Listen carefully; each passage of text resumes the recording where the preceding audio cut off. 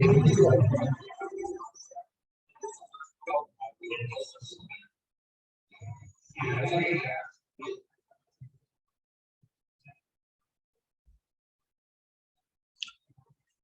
राधा माधव जय कुंज बिहारी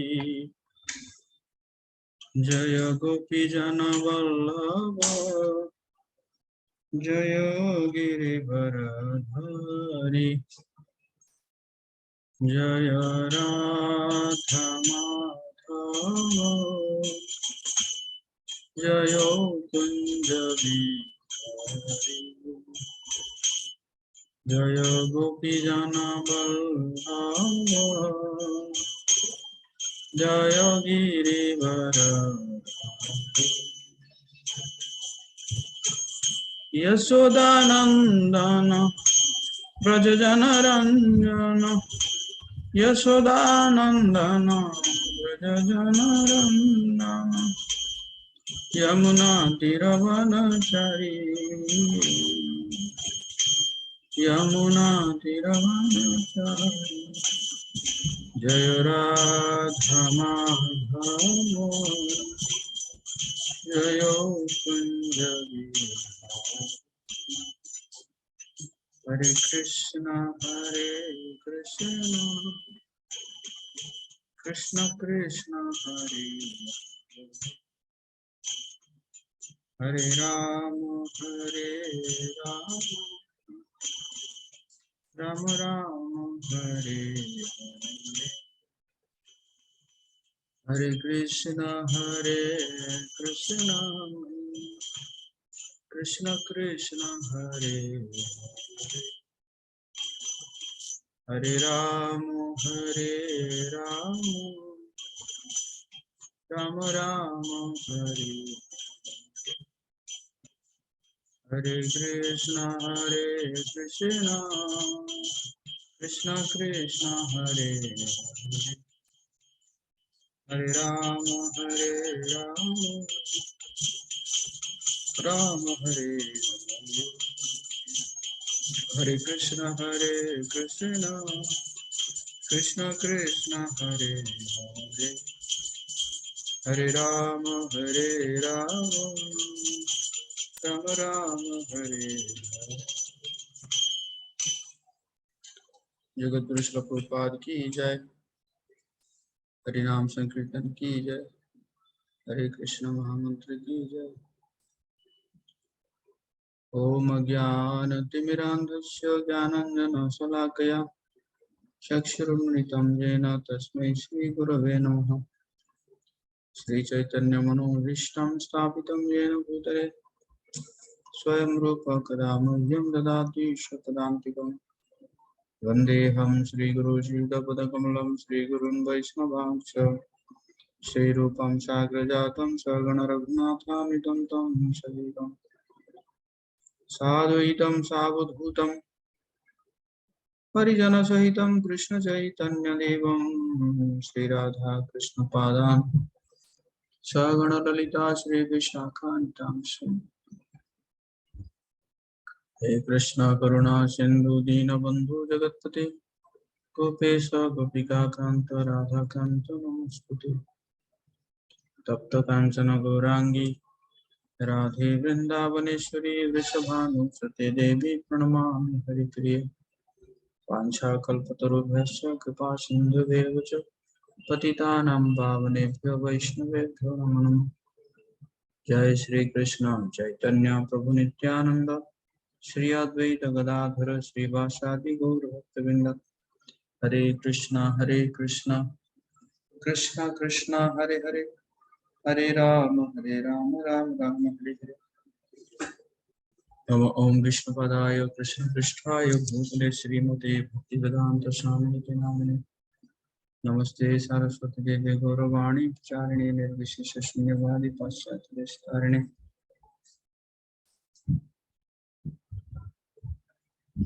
मूकं करोति वाचालं पुंगुं लङ्घयति गिरिं यत्कृपातं वन्दे श्रीगुरुदेवतां।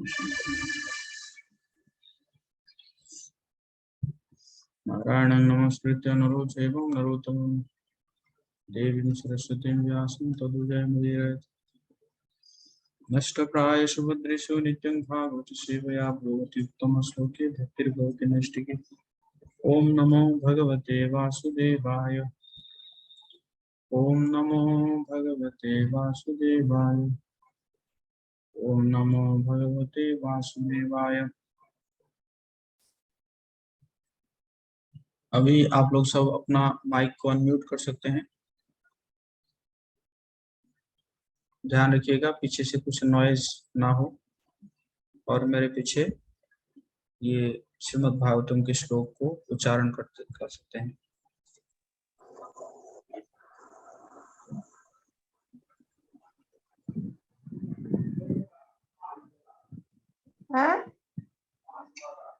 पढ़ने दीजिए। ऊपर जा रहे थे क्या?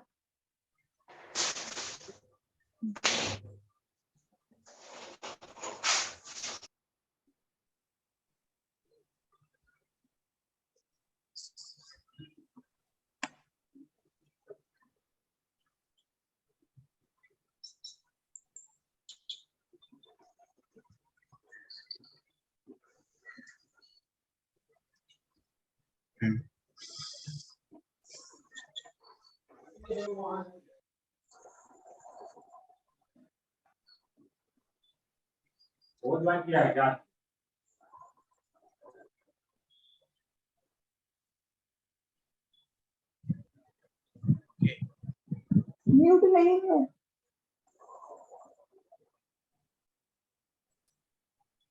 गत स्वार्थमिमं देहं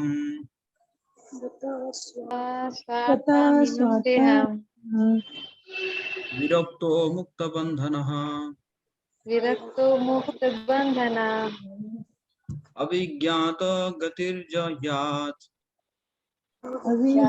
गतिर्जयात् स वै धीर उदाहृतः। सर्वे धीरा उदाहरितः। गतस्वार्थमिमं देहं गतस्वार्थमिमं देहं विरक्तो मुक्तबन्धनः विरक्तो मुक्तबन्धना अविज्ञात गतिर्जयात् विज्ञात गतिर्जयात् स वै धीर उदाहृतः। सर्वे धीरा उदाहरितः। गतस्वार्थमिमं देहं गतस्वार्थमिमं देहं विरक्तो मुक्तबन्धनः विरक्तो मुक्तबन्धनः अविज्ञात गतिर्जयात् अविज्ञात गतिर्जयात् स वै धीर उदाहृतः। सर्वे धीरा उदाहरितः।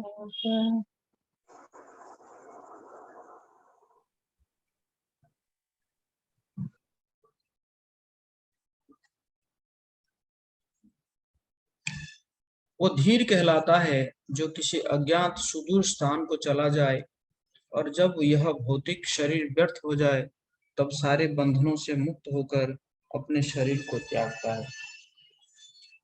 तात्पर्य श्रील प्रभुपाद जी के द्वारा श्रील प्रभुपाद की जाए। महान भक्त तथा गौड़ीय वैष्णव संप्रदाय के आचार्य नरोत्तम दास ठाकुर का गीत है। हे भगवान, मैंने अपना जीवन व्यर्थ ही गंवा दिया।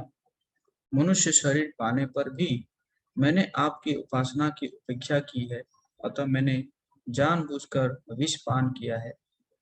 दूसरे शब्दों में मनुष्य का शरीर विशेष रूप से भगवान के भक्तिमय सेवा के ज्ञान के अनुशीलन के लिए मिला है, जिसके बिना जीवन चिंताओं से भरा तथा कष्टमय बन जाता है।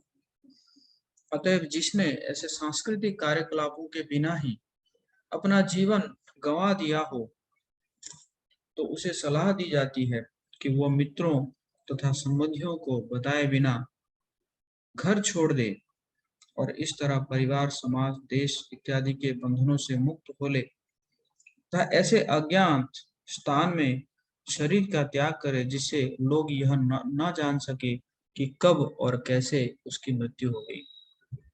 धीर का अर्थ है जो बहुत उत्तेजित किए जाने पर भी विचलित ना हो। मनुष्य अपनी पत्नी और बच्चों के साथ अपने स्नेहमय संबंधों के कारण सुखमय गृहस्थ जीवन का त्याग नहीं कर पाता। परिवार के प्रति ऐसे व्यर्थ के स्नेह से आत्म साक्षात्कार अवरुद्ध हो जाता है, और जो कोई ऐसे संबंध को भुलाने में समर्थ होता है वो धीर कहलाता है। किंतु यह तो हताश जीवन का वैराग्य पथ है।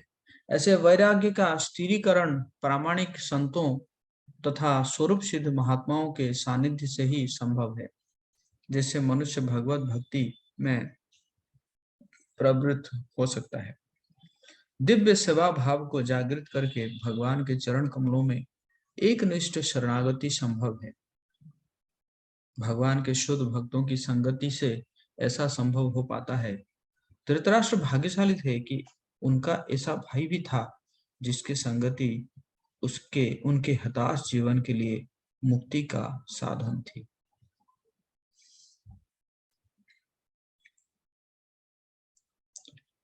गत स्वार्थमेवं देहम विरक्तो मुक्त बंधनः अभिज्ञात गतिर्जहात स वै धीर उदाहृतः।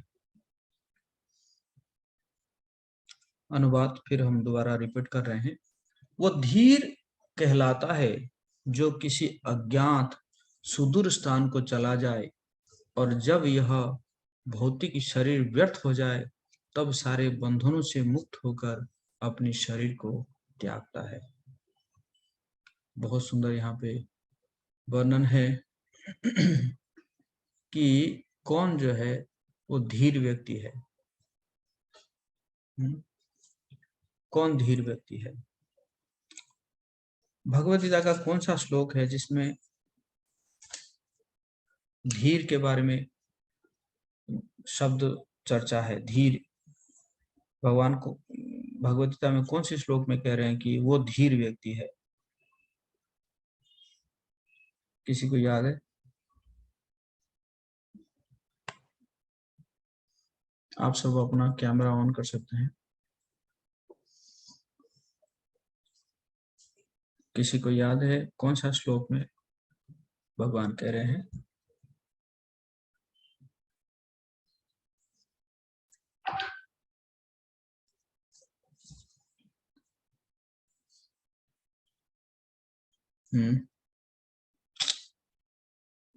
इसका मतलब आप कुछ पढ़ नहीं रहे हैं ना, गीता वगैरह कुछ पढ़ नहीं रहे हैं रेगुलरली।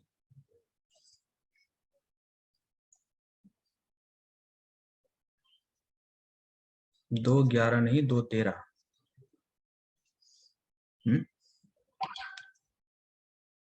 है कि नहीं? देहिनोस्मिन् यथा देहे कौमारं यौवनं जरा तथा देहांतर प्राप्ति धीरस्तत्र न मुह्यति। भगवान कह रहे हैं कि जिस प्रकार एक जीव जो है वो कौमारम यौवनम जरा, कुमार से यौवन, यौवन से फिर जरा, शरीर का रूपांतर होता है, और उसी प्रकार जब देहांतर प्राप्ति होती है, जब शरीर छोड़ता है आत्मा, तो वो फिर दूसरा शरीर को प्राप्त होता है। तो धीरस्तत्र न मोहित, जो धीर व्यक्ति है इससे जो है मोहित नहीं होते। तो यहाँ पे भी वही वर्णन है कि वो धीर कहलाता है। कौन धीर कहलाता है? जो किसी अज्ञात सुदूर स्थान को चला जाता है।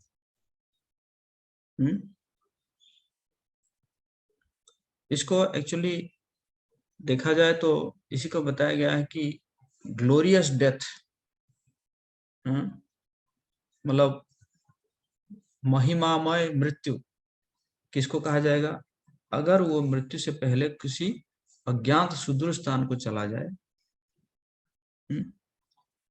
और फिर सारे बंधनों से मुक्त होकर अपने पानी में करंट आ रहा है शरीर, उसके बाद जो है वो शरीर त्याग करे, है कि नहीं? ये श्रीमद् भागवतम का ही श्लोक है। आप लोग फिर दोबारा भी पढ़ लीजिए। क्या कह रहे हैं कि वो धीर कहलाता है जो किसी अज्ञात सुदूर स्थान को चला जाए। और फिर जब शरीर व्यर्थ हो जाए तब सारे बंधनों से मुक्त होकर अपने शरीर को त्यागता है कि नहीं। लेकिन हम अगर अपने परिवार में देखेंगे, कोई व्यक्ति अगर मरने वाला हो तो क्या होता है, सारे उसके परिजन जो है वो आ जाते हैं उसको देखने के लिए, देखने के लिए आ जाते हैं, और वो भी याद करता रहता है कि मैं उस फलाना व्यक्ति को देखना चाहता हूँ, मैं फलाना को देखना चाहता हूँ, है कि नहीं। अरे जीवन भर तो देखे हो, कम से कम मृत्यु के समय में ना देखना चाहिए। क्यों? क्योंकि अब जितने लोग आएंगे वो उतना ही बंधन में फंस जाएगा, तो सारा सोचने लगेगा ये क्या करेगा मेरे मृत्यु के बाद, वो क्या करेगा, वो कितना प्रेम करता था, अब क्या होगा इन लोगों का, है कि नहीं। तो वो वैसे तो देखा जाए तो शरीर तो छोड़ देगा, लेकिन आत्मा जो है वो क्या हो जाएगी, बंध जाएगी, इसी बंधनों में ही बंध जाएगी। इसीलिए ये कहा जा रहा है यहाँ पे कि वो जो है, हाँ, क्या करता है, परिवार से दूर अज्ञात स्थान में चला जाता है और कोई बंधन नहीं है, तब जो है वो क्या करता है, शरीर छोड़ता है, तो फिर सिर्फ और सिर्फ वो भगवान जी का स्मरण कर पाता है कि नहीं। वहां पे और किसी का भी वो उसको स्मरण नहीं आता है, क्योंकि है ना, कहते हैं कि ना, out of sight out of mind. जो आंखों के सामने नहीं वो मन में भी नहीं आता है कि नहीं। तो इसी प्रकार जो है कि नहीं, तो इसी प्रकार जो है इसको क्या कहा जाता है, वो व्यक्ति को धीर कहा जाता है। फिर श्रील प्रभुपाद जी एक भजन का उदाहरण दे रहे हैं कि नरोत्तम दास ठाकुर कह रहे हैं, हरि हरि विफले जन्म गवाइनो। हे हरि, मैंने क्या किया, अपना जीवन जो है विफल में गवा दिया मैंने। क्यों, कैसे गवा दिया? मनुष्य जन्म पाया राधा कृष्ण ना भजिया। मैंने मनुष्य जीवन तो पा लिया, लेकिन राधा कृष्ण का भजन नहीं किया। किसका भजन किया? अपने पत्नी का भजन किया, अपने पति का भजन किया, अपने बच्चों का भजन किया मैंने, पिता माता का भजन किया, शाला ससुर, है कि नहीं, इन लोगों का भजन किया मैंने। और इसी प्रकार परिवार, बंधु, है कि नहीं, अपने मतलब अपने बच्चों की शादी हो जाए तो उनके ससुराल है कि नहीं, ये सभी का भजन करते करते करते करते क्या हो गया, मेरा जीवन बर्बाद हो गया। मनुष्य जन्म पाया राधा कृष्ण ना भजिया। राधा कृष्ण भजन के लिए समय ही कहाँ है, इतना भजन हो रहा है, इतना भजन हो रहा है।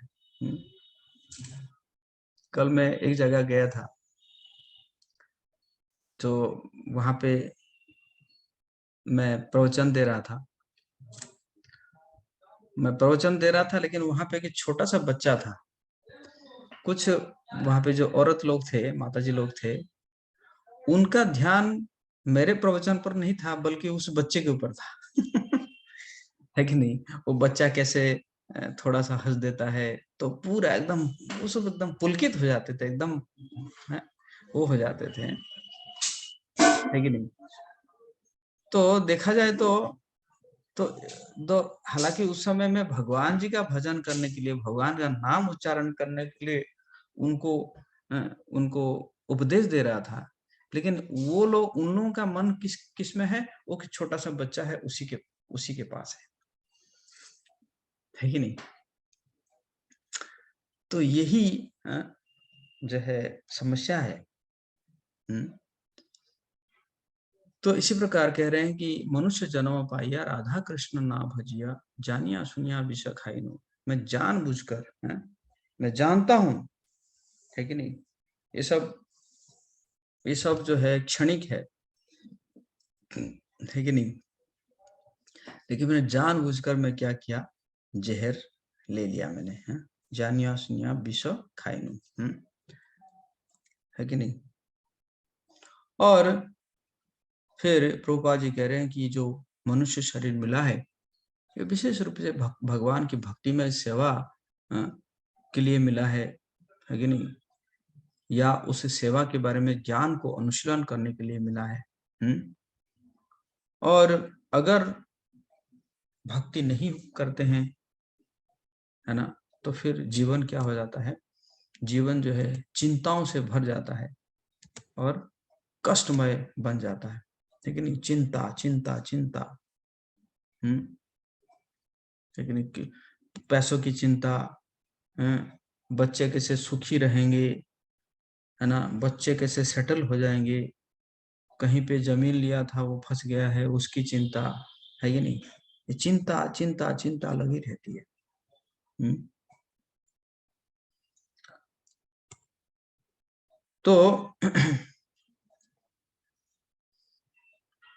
तो इसलिए क्या है, कह रहे हैं कि अतएव जिसने ऐसे सांस्कृतिक कार्यकलापों के बिना ही अपना जीवन गवा दिया हो तो उसे सलाह दी जाती है कि वो मित्रों तथा संबंधियों को बताए बिना घर छोड़ दे और इस तरह परिवार, समाज, देश इत्यादि के बंधनों से मुक्त हो ले तथा ऐसे अज्ञात स्थान में शरीर का त्याग करे जिससे लोग यह ना जान सके कब और कैसी उसकी मृत्यु हो गई, है ना। इसलिए पूरा समय तो बर्बाद कर ही दिया है कि नहीं।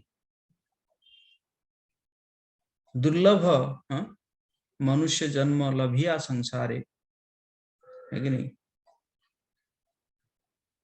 तो कृष्ण ना भोजिनो दुख कहिबो कहारे, ये संसार में दुर्लभ मनुष्य जन्म तो मिल गया लेकिन राधा कृष्ण का भजन नहीं किया, ये दुख मैं किसको कहूंगा, कौन सुनेगा इस दुख को, है कि नहीं। आप किसी के पास बैठोगे वो तो संसारी बात ही करेगा ना,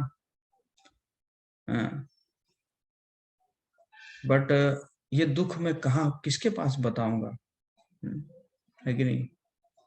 और इसी प्रकार गोविंद दास भी कह रहे हैं कि दुर्लभ मनुष्य जन्म, है कि नहीं, क्या करना चाहिए, जो है तरह हो रे भव सिंधु रे, सत्संग कर कर करके हम जो है ये संसार रूपी भव सागर से तर जाना चाहिए। तो इसी प्रकार यहाँ पे वर्णन है कि जो है क्या करना चाहिए हमें, हमें जो है ऐसे एक अज्ञात स्थान में जाकर शरीर त्याग करना चाहिए। इसलिए जो है वानप्रस्थ आश्रम का चर्चा है कि नहीं। वानप्रस्थ आश्रम में ऐसे ही होता है, पति पत्नी क्या करते हैं, घर छोड़ के जाकर वन में रहते हैं, वन में नहीं है तो कम से कम कहीं कहीं पे आश्रम में, कहीं पे मठ में, कहीं पे मंदिर में ऐसे रहना चाहिए, है, ताकि क्या हो, आसक्ति कम हो जाओ। घर में रहने से रह के कोई कहेगा कि मैं अनासक्त हो जाऊंगा, ये संभव है नहीं, है कि नहीं। घर में रहेंगे तो चिंता लेनी ही पड़ेगी। तो इसी प्रकार यहाँ पे ये वर्णन है कि इसी प्रकार अज्ञात स्थान में जाकर शरीर का त्याग करना चाहिए जिससे लोग ये ना जान सके कब और कैसी मृत्यु हो गई। मृत्यु हो गई उसके बाद तो कुछ भी करो कोई दिक्कत नहीं, लेकिन मृत्यु से पहले परिवारजनों का स्मरण नहीं आना चाहिए। अगर आएगा तब जो है हम क्या हो जाएंगे, हम फिर बंध जाएंगे, है कि नहीं। और फिर प्रभुपाद जी कह रहे हैं कि धीर, धीर का अर्थ क्या है, जब बहुत उत्तेजित किए जाने पर भी विचलित ना हो। आजकल क्या हो रहा है कि अगर है ना, जैसे पड़ोसी के घर में एक बड़ा सा टीवी आ गया और वो जो है ला के दिखा रहे हैं कि हमारे घर में टीवी आया है, हमारे घर में टीवी आया है, तो हमारे घर में भी उथल पुथल होने लगता है। उसके घर में टीवी आया, हमारे घर में भी टीवी आना चाहिए, टीवी आना चाहिए, है कि नहीं। तो ये फिर जो है वो जो घर का मालिक है वो मतलब उत्तेजित हो जाता है कि चलिए लाना ही पड़ेगा। मतलब कई सारे चीज जो है हमारा जरूरत नहीं होता, लेकिन सिर्फ हम दिखाने के लिए ही हम लेते हैं, है कि नहीं? तो ये जो है धीर व्यक्ति का लक्षण नहीं है। मैं उस दिन कहीं पे एक लेक्चर सुन रहा था, तो बता रहे थे कि सक्रेटिस जो है, सक्रेटिस इतने बड़े फिलोसोफर थे, और उसके घर में लेकिन उनकी पत्नी जो है वो बहुत ही चिल्लाती थी, हमेशा गाली गलौज करती थी। तो सक्रेटिस लेकिन शांत भाव से बैठते थे, जो भी आता था तो उससे मिलते थे, बातें करते थे, और उसी समय उसकी पत्नी जो है वो चिल्लाती रहती होगी। तो सक्रेटिस जो है कुछ नहीं कहते थे, और लेकिन जो बाकी जो लोग हैं वो डिस्टर्ब हो जाते थे, अरे ये कैसे सहन कर रहे हैं, अतिथि के सामने जो है बेइज्जत कर रही है इनको। तो फिर भी हाँ तो फिर भी उनको कोई फर्क नहीं था सक्रेटिस को। एक बार बहुत जोर से चिल्लाने लगी, तो सक्रेटिस ने कहा कि चलिए बाहर बैठ के थोड़ा बात करते हैं, लगता है यहाँ पे बात हो नहीं पाएगी। तो जैसे ही सक्रेटिस बाहर निकले, तुरंत ऊपर से उनकी पत्नी ने क्या किया, एक बाल्टी पानी पूरा उनके ऊपर गिरा दिया। तो बाकी लोग तो बहुत डिस्टर्ब हो गए, अरे कैसी है पत्नी इनकी। लेकिन सक्रेटिस कहते हैं बादल पहले गरज रहा था, अब बरस गई। ऐसे कह के हंस हंस के चल पड़े। तो ये क्या है, ये धीर व्यक्ति का लक्षण है कि नहीं? और फिर प्रभुपाद जी कह रहे हैं मनुष्य अपनी पत्नी बच्चों के साथ अपने स्नेहमय संबंधों के कारण सुखमय गृहस्थ जीवन का त्याग नहीं कर पाता है। सुख मिलता है ना, तो सुख मिलता है तो जो है मनुष्य उसको त्याग नहीं कर पाता। किंतु यह तो हताश जीवन का वैराग्य पथ है।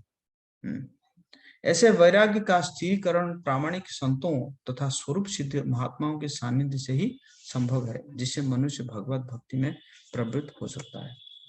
तो लेकिन अगर कोई वैराग्य लेना चाहता है तो उसको क्या करना पड़ेगा, संतों का संग करना पड़ेगा, स्वरूप सिद्ध व्यक्तियों का सिद्ध व्यक्तियों का संग करना पड़ेगा, सत्संग करना पड़ेगा। बार बार सत्संग करने से अपने अंदर क्या आता है, शक्ति आता है कि नहीं?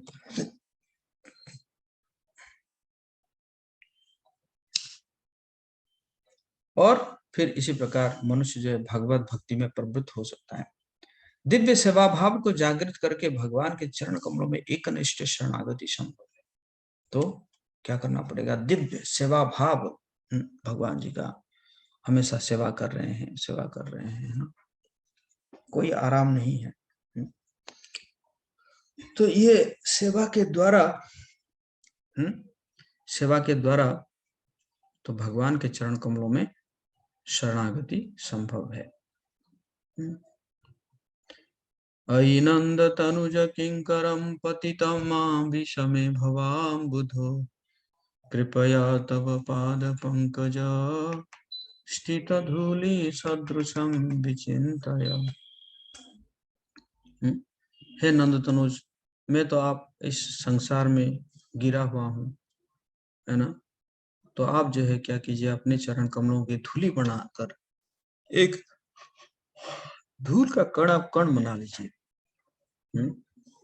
इस भवसागर सागर से उद्धार करके, है कि नहीं?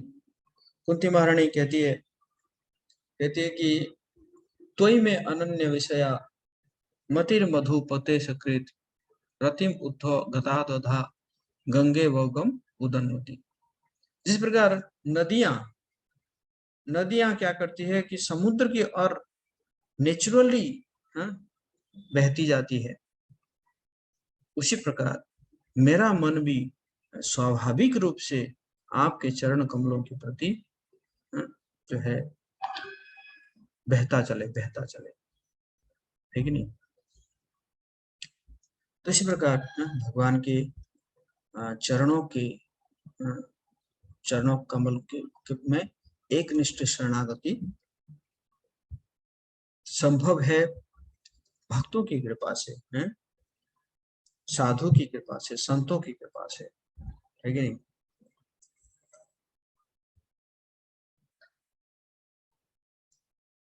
है कि नहीं।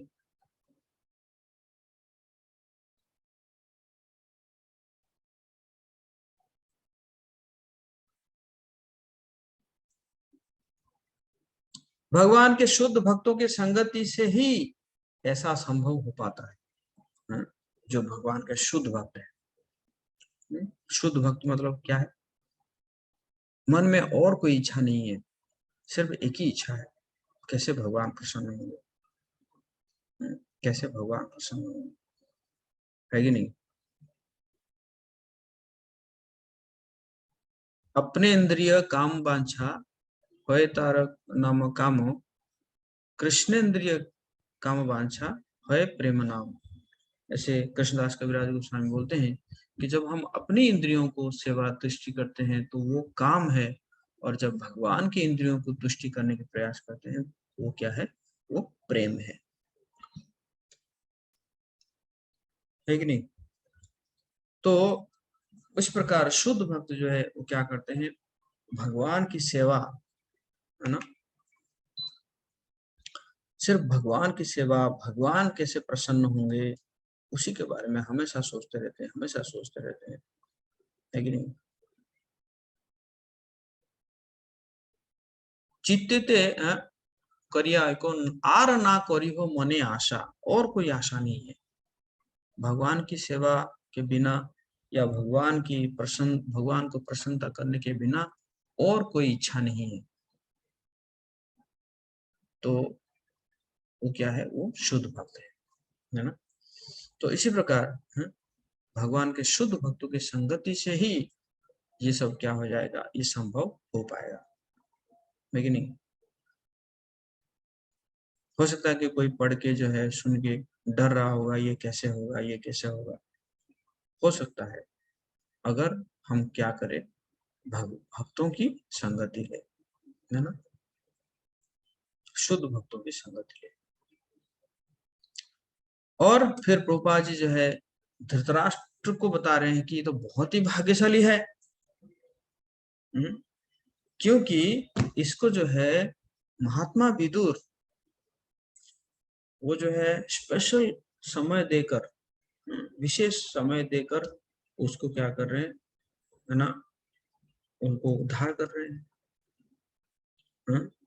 है कि नहीं। धृतराष्ट्र भाग्यशाली थे क्योंकि उनका ऐसा भाई था जिसकी संगति उनके हताश जीवन के लिए मुक्ति का साधन थी। जब सारे बच्चे मर चुके हैं धृतराष्ट्र के, और कोई सहारा नहीं है, हालांकि युधिष्ठिर महाराज के घर में है, लेकिन ठोस सहारा कोई नहीं है कि नहीं। तो उसी समय विदुर क्या कर रहे हैं? उनको हेल्प कर रहे हैं, हेल्प कर रहे हैं, और उनको जो है उनको एक मतलब असली उपदेश दे रहे हैं। हालांकि डांट रहे हैं, बट वो डांटना भी क्या है? एक प्रेम है। उनकी अज्ञानता को काट रहे हैं, और साथ साथ उनको जो है भगवान की भक्ति में वैराग्य का विद्या, ये सब उनको दे रहे हैं, है ना। तो बेसिकली इस श्लोक में यही बताया गया था कि जो है ग्लोरियस डेथ क्या है ना, कैसे महिमामय मृत्यु किसको कहा जाता है। तो उसमें यही पता चला कि कोई व्यक्ति अगर अपने परिवार से दूर जाकर परिवार को बिताए बिना उस जगह में भगवान का स्मरण करते हुए शरीर त्याग करता है, तो वो जो है क्या हो जाता है ना, वो फिर महिमामय मृत्यु इसको कहा जाता है। हरे कृष्णा कृष्ण कृष्ण हरे हरे, हरे राम राम राम हरे। किसी का कोई प्रश्न है?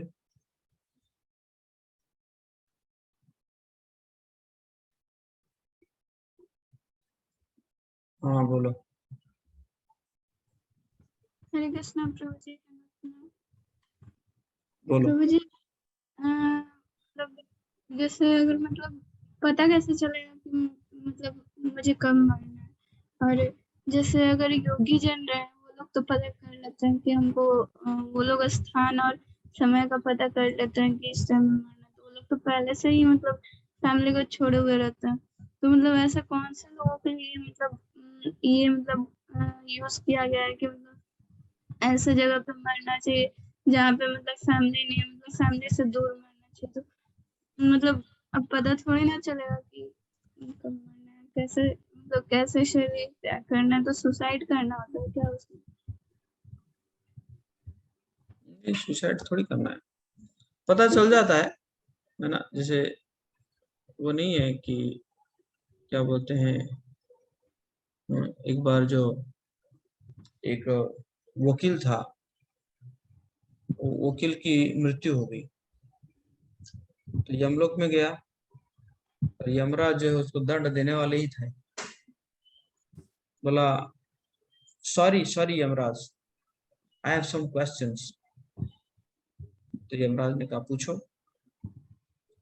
बोले बिना नोटिस आपने इस कोर्ट में मुझे कैसे ले आए? आपका जो ये कोर्ट है, यमराज का कोर्ट है, इस कोर्ट में आप ले आए लेकिन कोई नोटिस नहीं था मेरे पास। तो यमराज पूछने लगते हैं अभी तुम्हारा उम्र कितना है? बोला 70 साल। बोले कि 30 साल में तुम्हारे कितने दांत थे? बोला सारे दांत थे। तो अब कितने दांत है? कहता पता नहीं, लगभग ना के बराबर। 30 साल में तुम्हारा बाल कितने बाल सफेद थे? बोला बिल्कुल सफेद था ही नहीं, पूरा एकदम काला काला था। तो बोले अभी? कहते पूरा सफेद है, एक भी काला नहीं मिलेगा, है कि नहीं? तो बोले 30 साल से पहले तुम्हारे आंखों का क्या हाल था? तो पूरा देखता था। और अभी? कहता कि अभी तो बहुत मोटा मोटा चश्मा लगा रहा हूँ, तभी कुछ देख पा रहा हूँ। है? तो जो यमराज ने कहा रे इतना तो तुझे दे दिया मैंने, इतना तो नोटिस दिया तुम्हें, है? दांत सब झड़ गए, आंखों को दिख नहीं रहा है, कमर दर्द है कि नहीं? तो ये सब नोटिस नहीं है तो और क्या है? पर्सनली थोड़ी मैं आता तुझे नोटिस देने के लिए, है कि नहीं? तो इस प्रकार इसी ये सब चीजों से ही हमें समझ जाना चाहिए कि कब यहाँ से निकलना है। ठीक है। प्रभु जी हरे कृष्णा। हम्म। अगर मतलब कोई अगर यंग एज मतलब उसका मतलब किसी भी कारण से अगर मृत्यु होता है तो उसको तो नहीं ना पता चला। ठीक है, उसके लिए नहीं कहा गया है। उसकी मृत्यु हो जाएगी तो फिर दोबारा दोबारा फिर आ ही जाएगा, जन्म ले ही लेगा। दैट इज अपवाद, एक्सेप्शन है ना। हम एग्जाम्पल के बारे में चर्चा करते हैं, एक्सेप्शन के बारे में नहीं। Thank you so much.